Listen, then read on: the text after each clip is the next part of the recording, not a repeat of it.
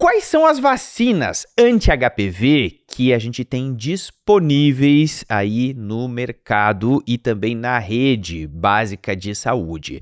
Gente, na verdade, a primeira vacina, né, que surgiu para o vírus HPV, as duas primeiras vacinas, na verdade, que surgiram para o vírus HPV foram a vacina bivalente e a vacina tetravalente.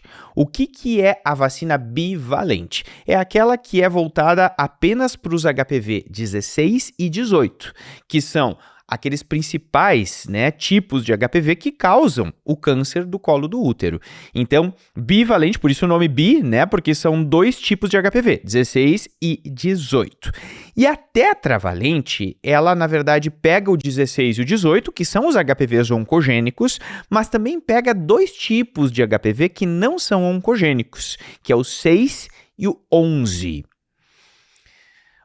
O que são esses HPVs 6 e 11? Os HPVs 6 e 11 são aqueles que causam as verrugas genitais, os condilomas, né? Aquelas lesões quando chega uma paciente, né? Uma mulher ou um homem, né? Com verrugas genitais, né? Vulvares, vaginais, penianas ou ainda perianais. Essas verrugas, essas lesões verrucosas, elas são causadas pelo HPV, principalmente esses tipos 6 e 11. Eles não são HPVs que causam o câncer do colo do útero. Câncer do colo do útero é principalmente o 16 e o 18.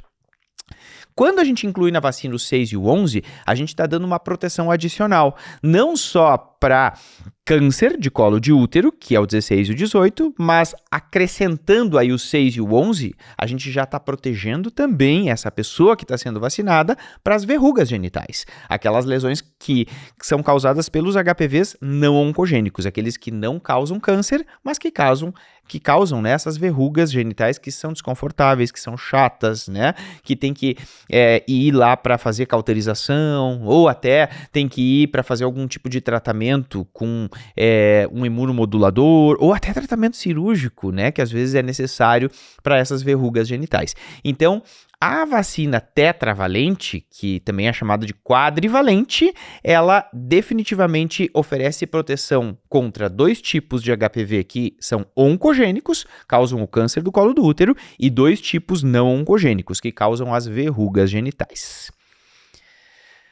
Mas o que surgiu, né, que é a vacina mais atual que a gente tem hoje disponível? Surgiu a vacina nonavalente. Por que nonavalente? Porque ela vai pegar 9 subtipos de HPV. A gente sabe que o HPV ele tem vários subtipos, né? A gente ainda tem muito mais subtipo de HPV já reconhecido pelo meio científico, muito mais tipos, né, de vírus HPV do que cobertura vacinal. Mas a nonavalente realmente ela trouxe aí uma proteção adicional contra outros tipos de HPV que não tinham cobertura na tetravalente, na quadrivalente. Então, olha só, a nonavalente, ela pega os 6 e o 11, que são não oncogênicos, o 16 e o 18, que são os principais, né? Tem que ter na vacina contra o 16 e o 18, que são os principais, que são oncogênicos.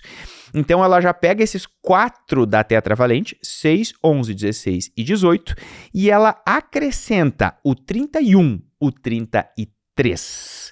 O 45, o 52 e o 58.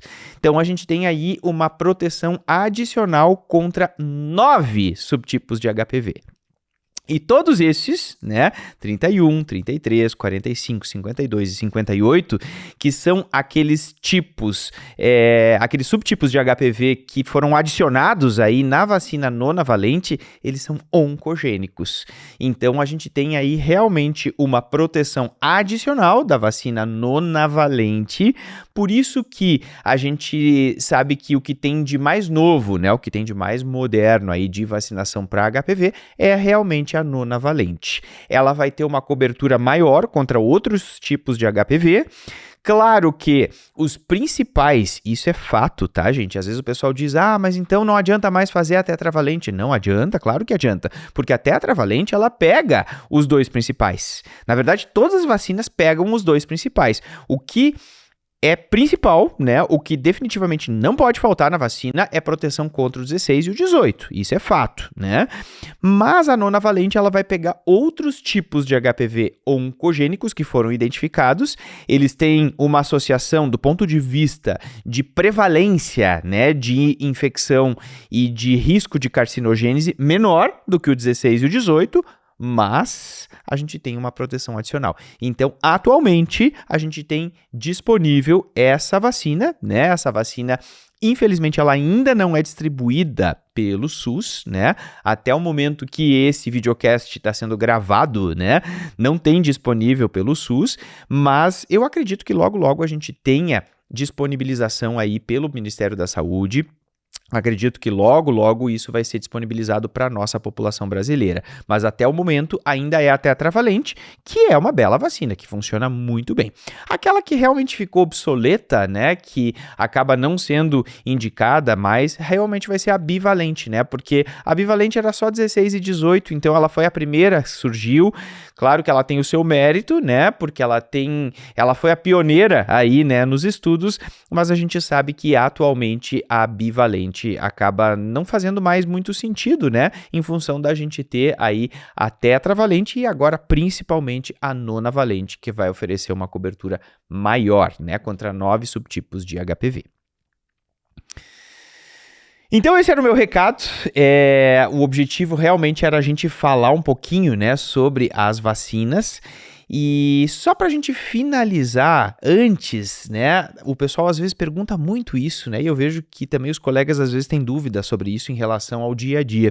Aquela paciente que chega e diz assim, doutora, eu já vacinei meu filho, minha filha, né, adolescente, tem 11, 12 anos, já vacinei para HPV.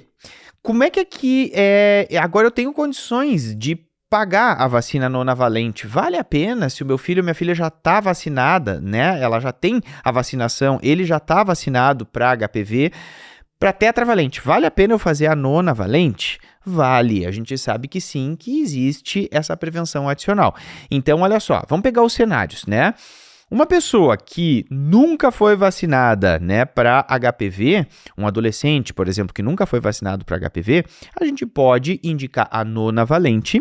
A posologia em bula da nonavalente são 3 doses, é 0, 2 e 6, mas a gente já sabe que pode ser feito em 2 doses, que existe uma proteção bem importante se a gente fizer apenas 2 doses com intervalo de 6 meses. Então, tem paciente que diz assim, eu não vou ter condições de fazer as 3 doses, mas eu tenho condições de fazer 2. Dá para fazer. Uma agora e a outra dose 6 meses depois.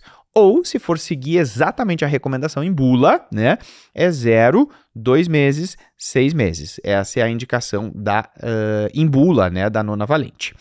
Agora, se a pessoa já fez a tetravalente no posto de saúde e ela quer fazer a nonavalente, olha só.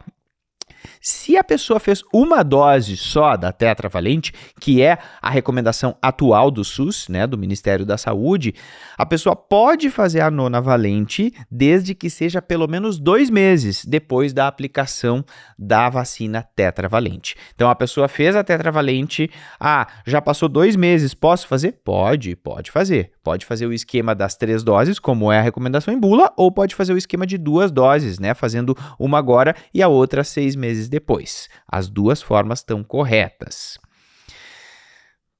Tá.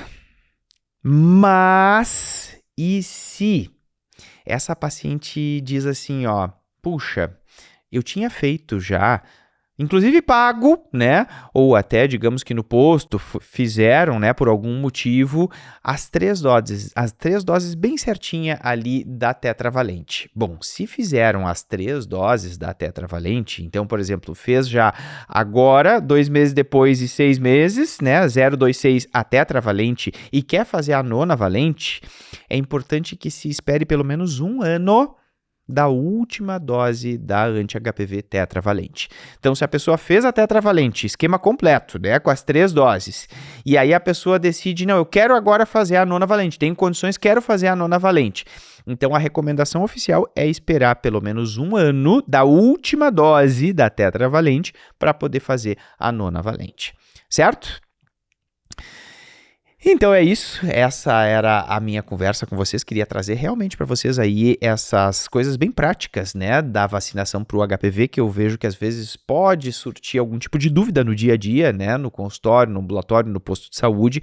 É importante que a gente saiba orientar, né, a nossa população em relação a isso, até porque a gente está em um momento de transição, acredito que logo, logo a gente tem a nonavalente pelo SUS e vai ser necessário fazer essa transição. Então lembrar desses prazos, né, em relação à vacinação nonavalente.